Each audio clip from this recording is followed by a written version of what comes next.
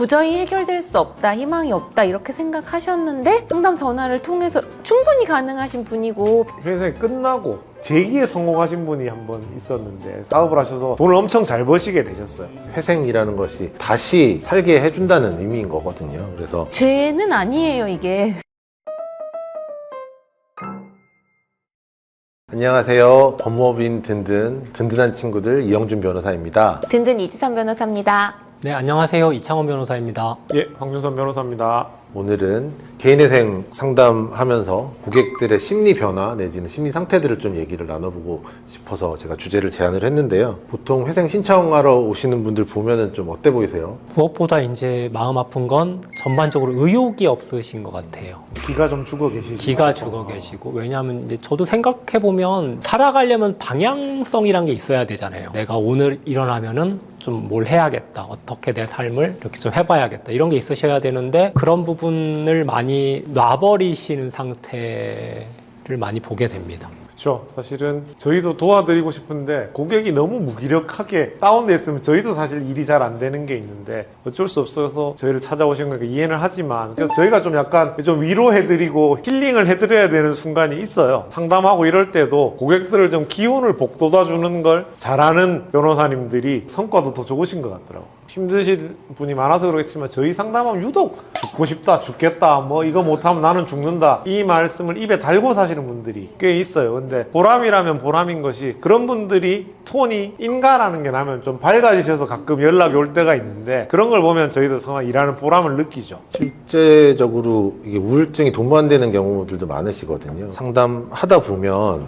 이분이 되게 심리적으로도 안 좋은 상태구나 하는 게 느껴지시는 분들도 있어요. 제가 항상 드리는 말씀이 하나씩 해결하셔야 된다 이런 얘기를 말씀드려요. 이게 지금 상황이 한꺼번에 다 좋아진다거나 이렇게 마음을 먹으면 마음 먹기도 힘들고 진행도 힘드시니까 저희가 이제 하나씩 꼬인 실타래를 풀어 드릴 테니까 저희만 믿고 따라오시면은 그래도 조금씩 개선되는 게 보이면 그때 또 용기 내셔서 뭐 안 되는 문제는 안 되는 문제대로 또 가능한 문제는 가능한 문제대로 해결하시면 전반적으로 상황들이 개선되실 거다 이렇게 좀 많이 조언을 드리는 편입니다. 실제로 개인회생을 진행하면서 첫 상담 이후 뭐 여러 가지 추가 상담이 있을 수도 있고 상담자나 저희 의뢰인들이 좀 변화하는 모습을 봤던 기억들이 좀 있으신가요? 저는 상담하면서 도저히 해결될 수 없다, 희망이 없다 이렇게 생각하셨는데 상담 전화를 통해서 충분히 가능하신 분이고 변제율도 막 80%, 90% 이런 분들이 진짜 더 힘들어하세요. 그동안에는 상담조차 못 받으시면서 너무 오랫동안 괴로워하시다가 이게 가능하다는 희망만으로도 오시는 분도 봐서 제발 상담을 좀 받으셨으면 좋겠어요. 정말 이거는 수임이나 저희 이익을 떠나서 필요한 부분 아닌가.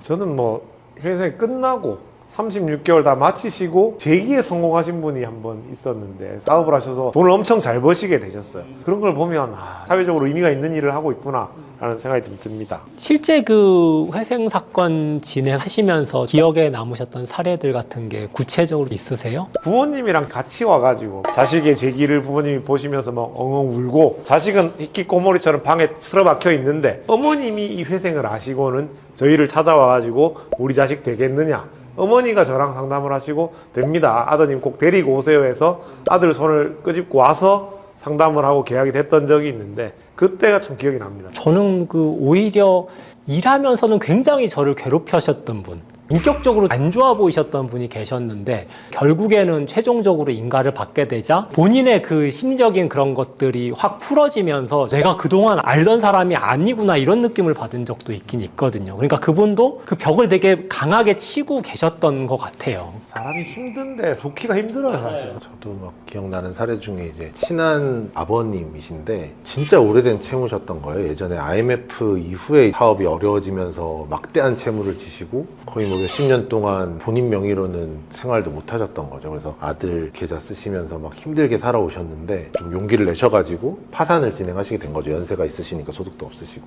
면책 다 받으시고 면책이 되니까 신용카드 발급이 되신 거예요. 그 얘기를 하시면서 거의 울먹이시면서 이제 고맙다고 하시는데 심리적으로 회복되는 과정을 다 보다 보니까 저 스스로도 되게 뭉클한 그런 순간이 있었던 것 같아요. 결국 개인회생이라고 하는 것이 뭐 한자 말에 모든 걸 다 포함하고 있잖아요. 회생이라는 것이 다시 살게 해준다는 의미인 거거든요. 그래서 자산 내지는 이제 소득과 관련된 채무를 회생시키는 측면도 있지만 결국 본인 사람 자체를 이제 회생시킨다는 게 의미가 큰 것 같아요. 그런 측면도 있는 것 같아요. 이게 우울증 환자들이 방에 히키코모리처럼 있을 때 제일 중요한 거는 방 밖으로 나오는 거라고 하거든요. 그래서 회생 자체를 또 너무 거창하게 생각하시지 말고 그냥 전화 한 통 해서 제 상황을 얘기를 하면 되든 안 되든 저희가 이제 가이드를 드리고 또 필요한 말씀들을 해드리니까 문 두드리는 용기도 필요한 것 같습니다. 제가 상담할 때 의뢰인분들한테 많이 드리는 말씀인데 죄는 아니에요. 이게 신청하시는 분들이 너무 죄책감을 많이 가지고 계시고 너무 자기 자신을 비난하고 그렇게 하시는 경우가 많아요. 되게 안타까운 것 같고 또 그렇게 하시는 분들일수록 구체적인 사정을 보면 이 상황에서 그렇게 안 될 사람이 몇이나 될까 싶게 한 사람이 책임지기에는 너무 무거운 책임, 뭐 부모님 같이 부양한다거나 자녀가 아프다거나 아니면 갑자기 본인이 사고를 당해서 노동 그런 비율이 상실률이 크다던가 이런 경우가 많은데 그런 경우 때문에 존재하는 제도라고 생각하거든요. 이런 제도를 국가에서 할 때는 그럴 만하다 이렇게 생각해서 하는 거니까. 그러니까 대부분의 분들이 이제 계속 몇 번 말씀드린 것 같은데 갚아도 되고 안 갚아도 되는 그런 옵션이 주어진 분들이 아니에요. 대부분의 분들이 갚을 수 없는 상황이 이미 처해 계신 분들에게 다시 살아나실 수 있는 기회를 드리자는 게 제도의 취지인 점을 좀 많은 분들이 좀 아셨으면 좋겠습니다.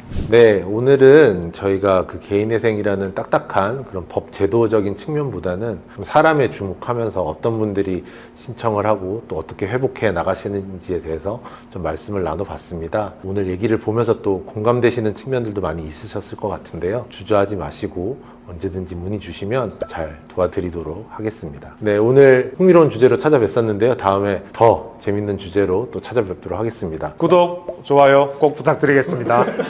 금방